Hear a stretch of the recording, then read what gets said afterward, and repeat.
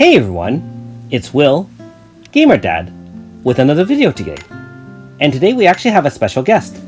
Hey, it's Jeff Morrison. This is my second account because I lost my first one, and since my dad does not have either of the characters for today's Manifest battle, we will be using my account to fight Bertrand and Felmina's Manifest weapons.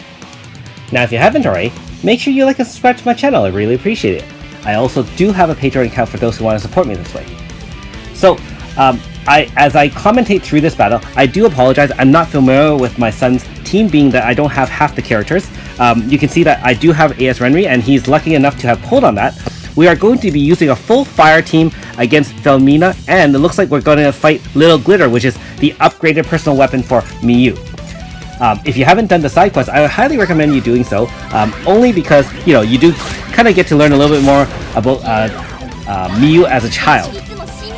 Now you can see that the first move for most Manifest battles, they start with their VC, so it looks like Blunt resist down as well as speed down, and then Little Glitter obviously has Elemental Shield up.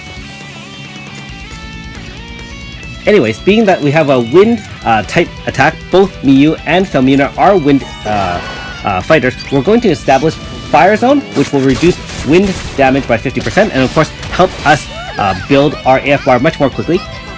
You can see try Cataclysm, which is a 3x XL single target DPS.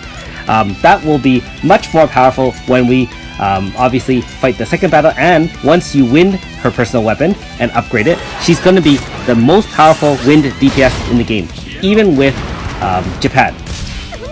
And you can see dual moon as well as Rune Blade. Reminder that Rune Blade does reduce int on your character, so if you're unlucky enough for it to land on your AS Garyu, you'll probably have a reduction in damage. That being said, he does get increased damage based on the number of fire attacks at the turn. So, you know, we now have a full AF bar.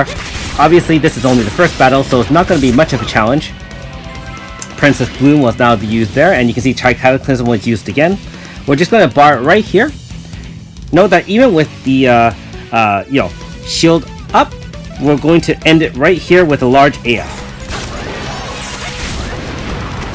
The good thing about Lovely is that she does heal random people at the end of the turn once she does her one of her moves. So it's actually not bad as a secondary healer, being that we are not using any healers in this battle.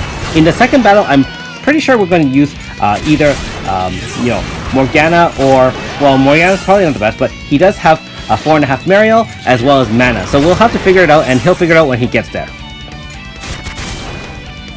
Well, at least the good thing for him is that he will get 50 stones for this first battle, and I know he has 1500 Chrono Stones right now, and he's going to be saving for the next banner, which is Radius.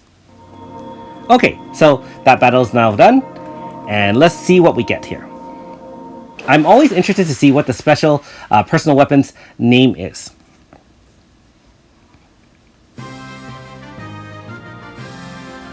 Let me know in the comments below if you're going to be summoning for Felmina or Bertrand if you don't have either of them.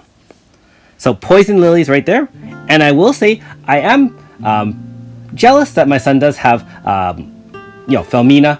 I think she looks great both in her 5-star pose, and let's be honest, in battle she's got that sweet attack with that little whip of hers as well. So, as usual, after the end of this battle, I will just go through his roster, as well as I'll show you his loadout. Relatively speaking, he has a much lower amount of grasses than I do, because that he actually didn't get a chance to play during the school year, and so now that it's summertime, he's catching up on all of those quests and chapters that he hasn't finished. So it will be interesting to see how he does in the second level 10 battle.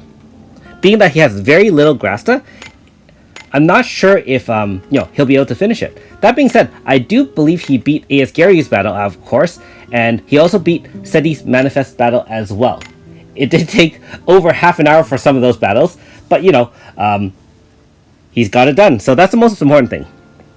He has 13 5-stars, obviously not including the free ones we get.